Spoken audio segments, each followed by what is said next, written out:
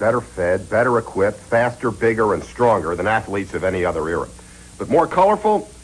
Well, there are a few interesting characters playing right now, but I think the most interesting personalities played in the 1950s.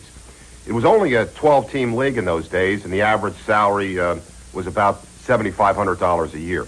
Everyone knew everybody else, and rivalries were fought fiercely and frequently. And such an environment fostered great teams and exciting players.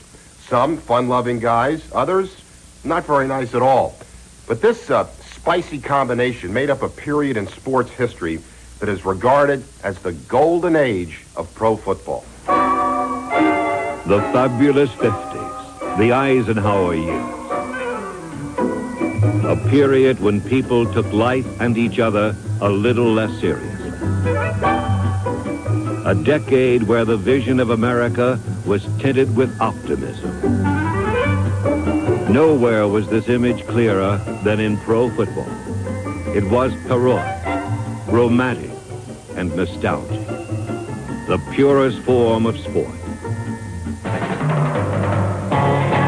Pro football became the new national obsession and burst into full flower in the 50s. For nostalgia buffs, the 50s meant fire wagon football, a merry-go-round of big plays, a circus of carefree and colorful performers. It was filled with magic moments and magical players. One half of pro football's all-time team played in this decade. Pro football in the 50s was not stylized or synchronized, but a wild game. A highlight film with all the penalties and mistakes left in. At the top, pro football bubbled like soda pop, effervescent and sweet. But beneath the surface, the game had a harsh, bitter taste. It was a rough, violent, often brutal sport. And you get into that sort of a cannibalistic feeling. All you want to do is go out there and, like I say, you just want to kill somebody. I want to get him, I'm going to kill him. Not meaning you're going to put him in the ground after, but you just want to kill a guy, boy. You actually froth from the mouth, and you're going to really put it to him. In the 50s, the meek did not inherit this turf. There were bitter rivalries between teams and fierce grudges between players. One that festered for years concerned the Rams' Deacon Dan Towler and the Colts' Art Donovan. I said, let's get Deacon Dan. That was our time. He said, fine. So here comes the Rams out of huddle. Van Barken was the quarterback. He hands fake hand off to Deacon Dan. He comes into the line. They pitch the ball out to a halfback, and Finn and I got Deacon Dan down on the ground. We're really going at him. So the official grabs us. He says, if you guys do that again, it's going to cost you $100. I'm going to throw you out of the game. We didn't know that Deacon Dan, he ran off the field. And they put the other fullback in named Tank Younger. And they both looked alike. They were 6'3", 240 pounds. They're both black, so unless you knew the number, you didn't know how they were. Same play again. We got him down on the ground. Now, I got his nose, and I'm trying to pull his nose off his face, and Finn is banging on the back of the neck. So all of a sudden, from underneath the park comes, hey, he says, leave me go. He says, this ain't the Deke, it's the Tank. We had the wrong guy. Players like Art Donovan could find something funny in a broken leg. They were undeniably violent, certifiably tough. I lost 6 teeth on one play when I blocked the punt. He kicked me in the teeth and knocked all my teeth out. And I vividly remember that because I was looking on the ground for my teeth. And everyone was yelling, get in the huddle, Bob. You know, it wasn't get off the field, Bob. You know, get in the huddle. We don't want to call a timeout. Number 79, Bob St. Clair of the 49ers, had a caveman aura, but he was no brainless brute. At 6'9", 270 pounds, he was a massive blocking machine. St. Clair credited his great strength to eating raw meat, an eccentricity which earned him the nickname, the Geek. We used to go out and shoot doves, and it was all illegal, you know, in season and so forth. And I would take the doves, and I remember one day, I had about 12, maybe more than that, 12, 15 doves. And we were plucking them and cleaning them, and I would take the heart, and I was making a little pile of dove hearts over here in the corner. And then this kid from Nebraska came over and said, what are you doing with that pile of hearts? And I said, why, I'm going to eat them. That's why I put them over there. And he said, what are you going to make some kind of a sauce? I said, sauce? No, these are real good this way here. You see these? And I put two in my mouth and was chewing on them and looking at them. And I thought he turned 3 different colors. I thought he was going to faint right there. He ran out of there. I'm sure that he would call back to his girlfriend or his wife or his mother or something in Omaha and say, there are cannibals out here. The 1950s produced the most outlandish cast of characters in pro football history. A witch's brew of monsters, mavericks, and magicians. The most colorful team in the league was the Detroit Lions, a riotous bunch of revelers who loved wine, women, and song. Their party shaper was quarterback Bobby Lay. One time we passed him at halftime, coming out for the second half in Baltimore. I said, Bobby, how you doing? He breathed on me. I said, Jesus, is that from last night? He said, I had a couple at halftime. So, he was a character, but a great football player. Tough guy. This blonde, slightly pudgy Texan played football and lived life in flamboyant style.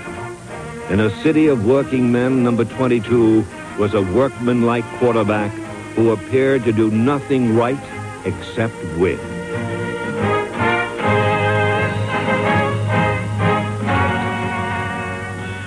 I did do some things that I do regret now. As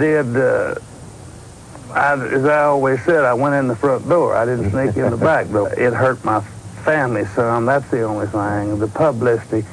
Everybody knew me in Detroit, and I couldn't go anywhere without some conversation. A teammate once said, when Bobby said block, you blocked. When he said drink, you drank.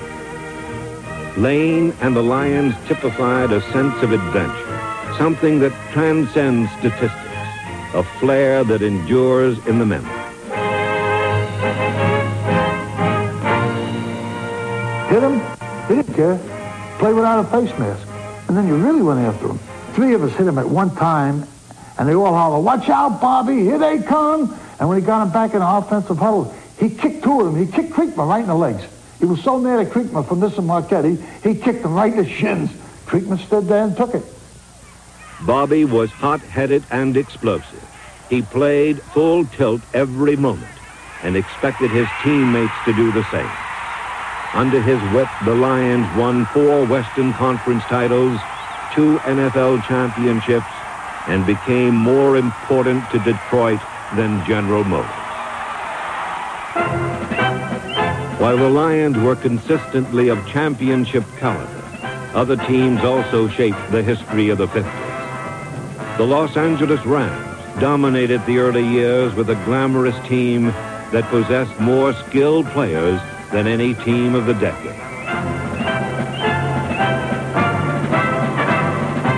The Rams rang up points like a pinball machine, and the results of their games read like old-time basketball scores. In 1956, George Halas's Chicago Bears were primed to win a title with their bruising style of play. But 1956 belonged to number 42 quarterback Charlie Connolly, who passed the New York Giants to an NFL championship. All across the 50s stretched the shadow of the most dominant team, the Cleveland Browns.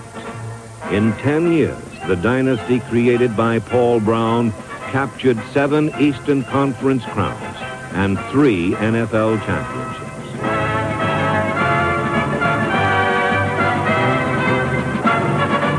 While the Browns were a model of excellence, a history of failure had marked the Baltimore Colts.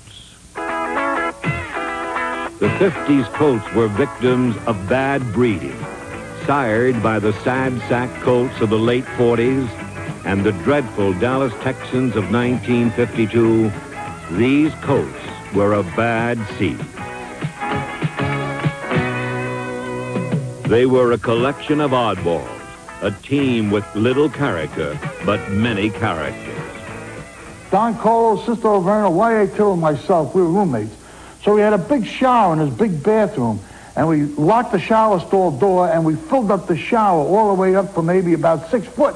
And we went over the top from the glass, and the four of us are in there. We were all, bare, swimming around, having a good time, and somebody hit the latch, and the damn door opens up, and maybe 100 gallons of water goes all over our floor and down the next apartment house, and the ceiling caved in. And you know how to pay for it. Tittle, we didn't have any money. And he was the only guy making any money, and from that day, he would never speak to us, really. He was tied in a clan with Lockjaw. Head coach Weeb Eubank rebuilt this laughing stock of a team by drafting sure shots or taking chances on obscure college players. Tackling fullback Alan Amici, number 35, proved harder than knocking a tank off its tracks. And there was no defense against the acrobatics of Raymond Berry. The Pony Express began to roll in earnest when a racehorse named Lenny Moore became their number 1 draft choice. Wild number 24 added a new dimension to the offense. It was another eager rookie that made the dramatic difference.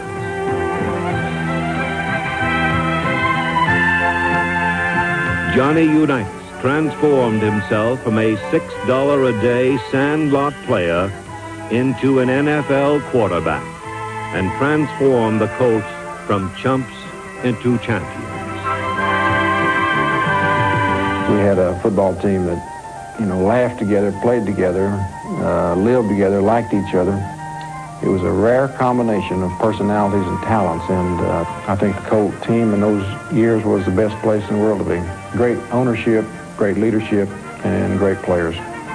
Baltimore won an NFL championship in 1958 and again in 1959 when they defeated the New York Giants. This marvelous team, which included 7 Hall of Fame members, crushed the Giants 31-16 to close out the decade.